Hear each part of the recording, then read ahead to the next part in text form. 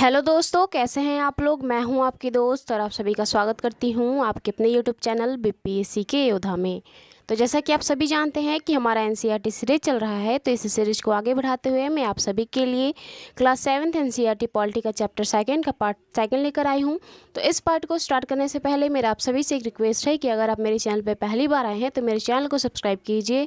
मेरी वीडियोज़ अच्छी लगती हैं तो मेरे वीडियोज़ को लाइक कीजिए और शेयर करना ना भूलिए दोस्तों। तो चलिए आज का वीडियो स्टार्ट करते हैं।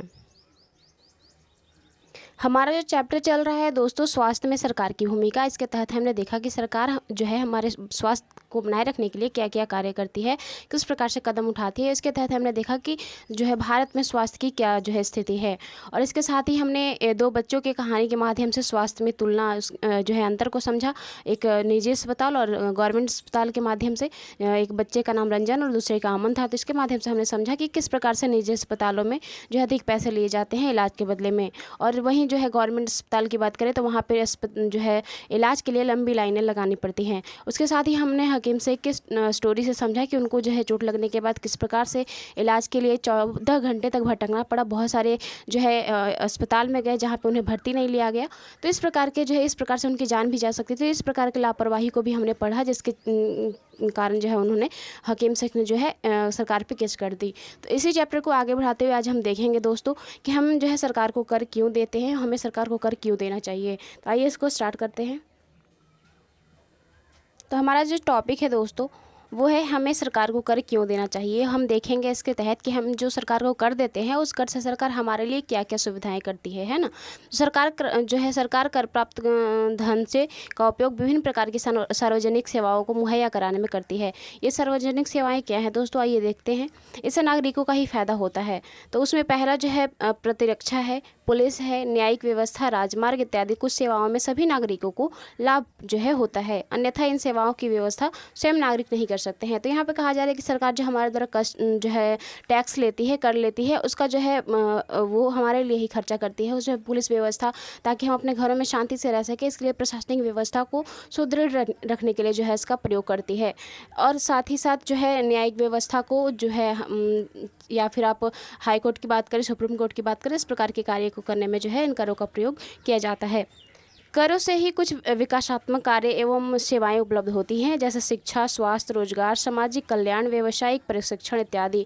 तो इन करों से और क्या किया जाता है दोस्तों, जो गवर्नमेंट स्कूल देखते हैं आप दोस्तों, गवर्नमेंट स्कूल में जो व्यवस्थाएं चलाई जाती हैं, जो बच्चों के जो है मिड डे मील की व्यवस्था होती है, किसी भी प्रकार की, वो सभी व्यवस्थाएं जो है जनता द्वारा दिए गए टैक्स से ही होता है। सरकार हमारे लिए जो कुछ भी योजनाएं चलाती है वो हमारे टैक्स से ही, हमारे पैसे से ही हमारे लिए जो है कार्य करती है ना। वो चाहे वो स्वास्थ्य की आप बात करें, गवर्नमेंट हॉस्पिटल में देखते हैं आप कि आपको जो है कम पैसे पे दवाइयाँ या भी निःशुल्क दवाइयाँ मिल जाती हैं, तो हमारे टैक्स का ही जो है एक रूप होता है, जिनसे जो है ज़रूरतमंद नागरिकों को लाभ मिलते हैं। करों से प्राप्त धन का उपयोग कुछ प्राकृतिक आपदाओं जैसे बाढ़, भूकंप, सुनामी आदि मामलों में राहत और पुनर्वास के लिए किया जाता है।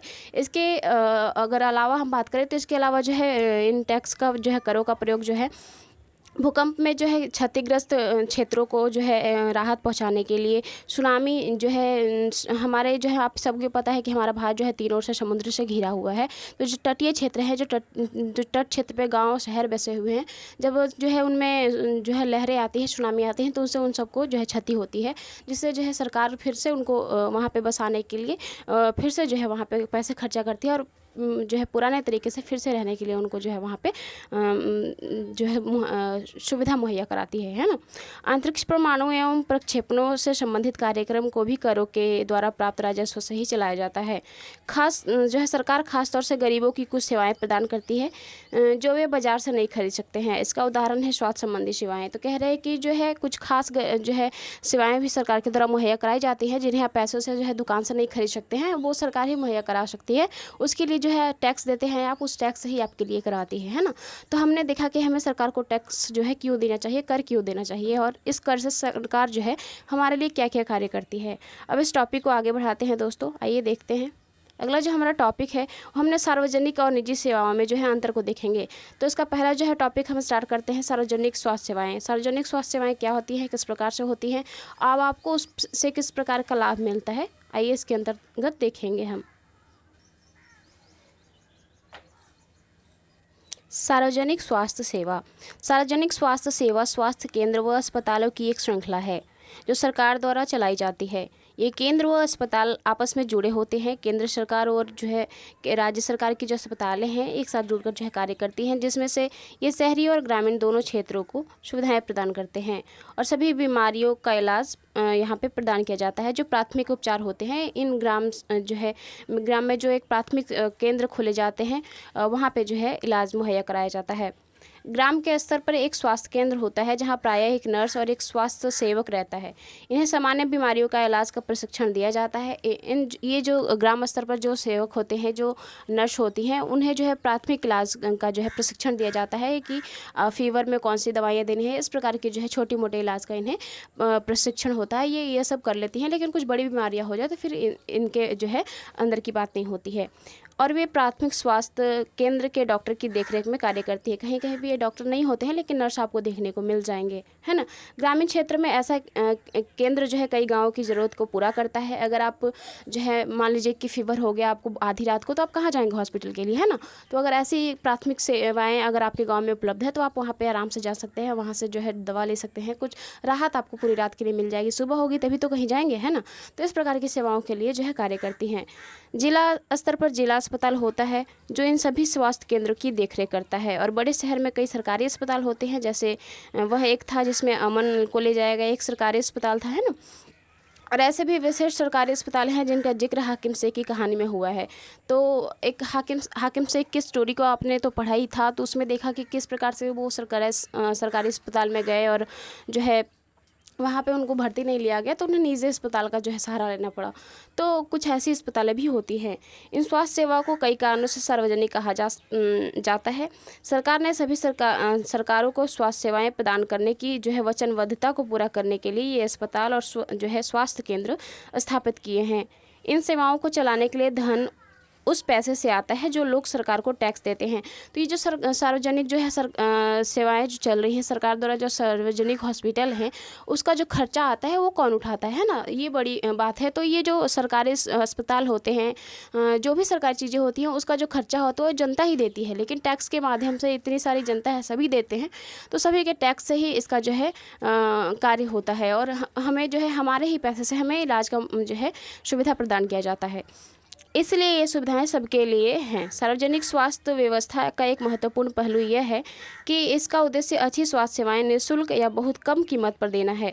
तो सार्वजनिक स्वास्थ्य सेवाओं का एक फ़ायदा आप देखेंगे कि अगर आप टैक्स देते हैं तो वैसे व्यक्ति जो एक बड़े अस्पताल का अफोर्ड्स नहीं कर सकते हैं, वहाँ पर इलाज नहीं करवा सकते हैं, गरीब हैं, तो वो सार्वजनिक अस्पताल में जाते हैं, सरकारी अस्पताल में जाते हैं और अपना इलाज करवाते हैं और बहुत कम पैसे में निःशुल्क ही बोलिए आप, ऐसे इलाज उनका हो जाता है, जिसमें जो है गरीब लोग का इलाज करा सकते हैं। स्वास्थ्य सेवाओं का अन्य महत्वपूर्ण कार्य है कि बीमारी जैसे टीबी, मलेरिया, पीलिया, दस्त, हैजा, चिकनगुनिया आदि जैसे रोग को फैलने से रोकना, इसकी व्यवस्था सरकार को लोगों के सहयोग से करनी होती है।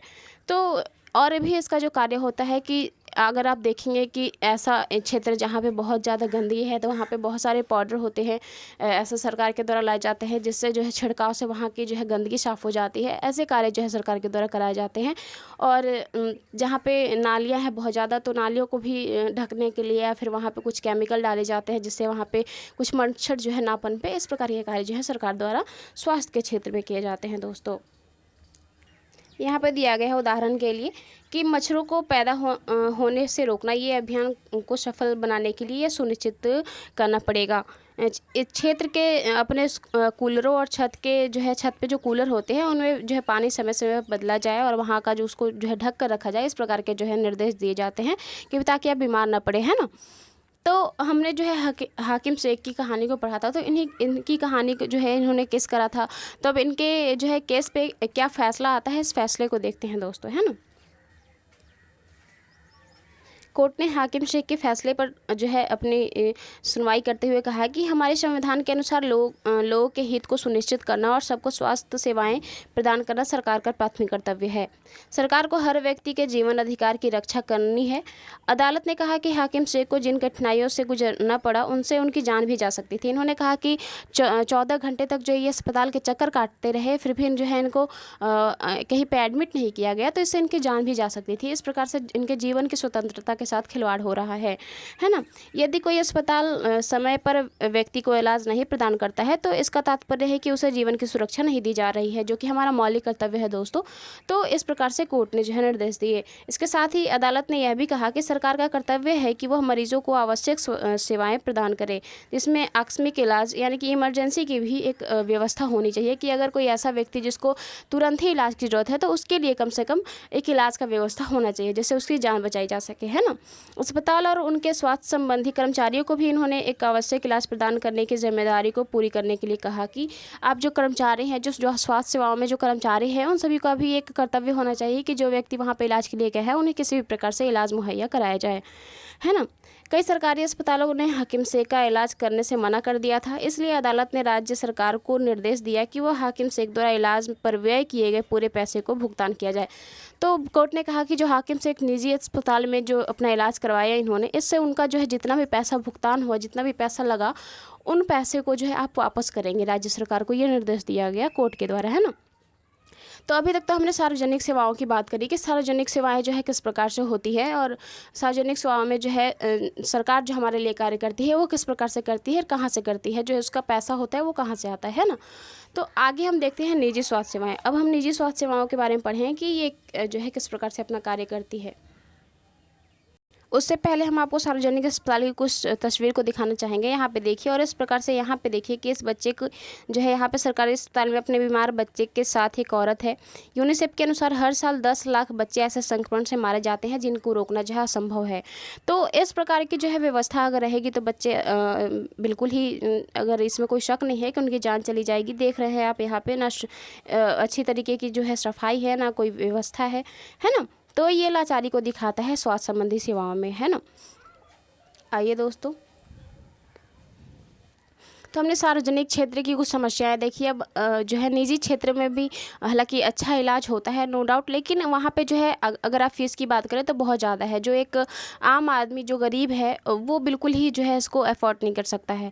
और वही साथ में देखिए कि वहाँ पे जो दवाइयाँ होती है उसका ब्रांड जो है चेंज करके उसी दवाइयों को जो है ऊँचे MRP पे बेचा जाता है, और वही दवाई जो है बाहर अगर उस हॉस्पिटल के मेडिकल के बाहर मिल रहा है तो वही दवाई जो है कम दाम में मिल जाता है। फिर भी जो है डॉक्टर द्वारा निर्देश दिया जाता है कि आपको दवाइयाँ जो है हॉस्पिटल के मेडिकल से ही खरीदनी पड़ेंगी। तो इस प्रकार से पैसे की जो है लूट होती है निजी अस्पतालों में। जो एक ऐसा व्यक्ति जो गरीब है और अगर वो वहाँ पे इलाज करवाना चाहता है तो वो ऐसे ही कर सकता है, या तो उसे ऋण लेना पड़ेगा इलाज करवाने के लिए, या फिर जो है अपनी जो है संपत्ति को बेचना पड़ेगा, तभी वो ऐसे अस्पतालों में जो है अपना इलाज करवा सकता है ना। तो आइए देखते हैं इसको।